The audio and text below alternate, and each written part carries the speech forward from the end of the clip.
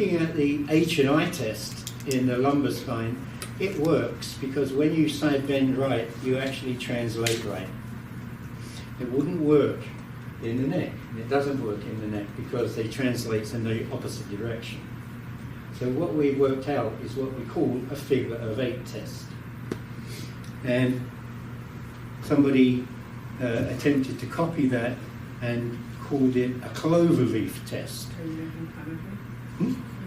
No. And the cloverleaf test is not as good as a figure of 8 because you miss out sections of the circumferential movement.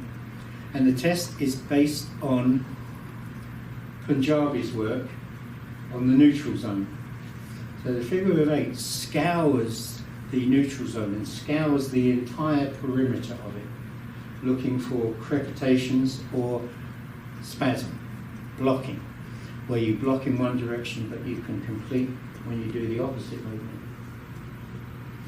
The next one we're going to do, which is translation stress testing, is based on Bolduc's work, looking at excessive accessory glide in instabilities. So both tests have been researched, and so we know that they're fairly effective. So looking at the figure of 8, I'll start with left side bending. So I'm going to drop down one, okay? Left side bending, I go into full flexion to right side bending and then back to neutral. And then left side bending, full extension, right side bending, back to neutral. Okay, then I'll start with right side bending.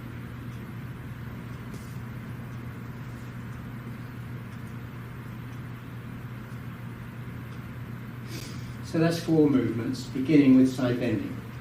2 of them beginning with left side bending, and 2 right side bending. So we reverse the flow. Now we'll start with flexion.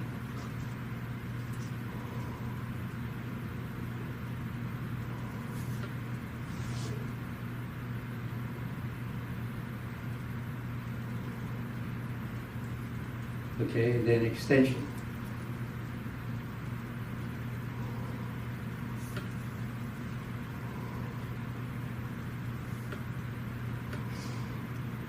So you end up doing literally 8 movements. But just keep thinking figure of 8. Start with side bending left, then side bending right, then reverse that, then do flexion, figure of 8, and then extension, figure of 8. So you're scouring the entire perimeter. In contrast, if we were to do the cloverleaf, you're missing out sections of that perimeter in both the lateral movement and the anterior-posterior movement.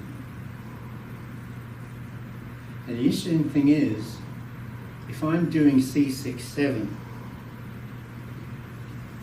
there isn't a big difference between that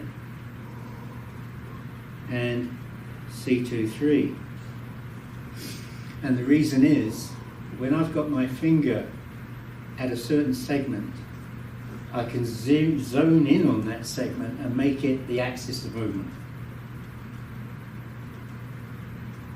So the actual amplitude looks the same, whether we're doing a high one or a low one.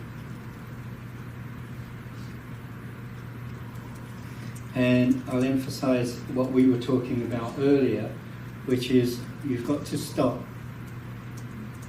moving joints. And I know that sounds funny, but you've got to start following joints. So all I do is I insinuate that head into left side bending and then flexion, and I'm just following it. The head is just rolling on its own, and I'm just following the movement. So you're not forcing it like this.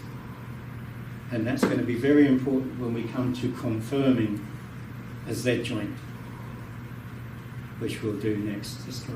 Visit us at ASPIREOMT.com.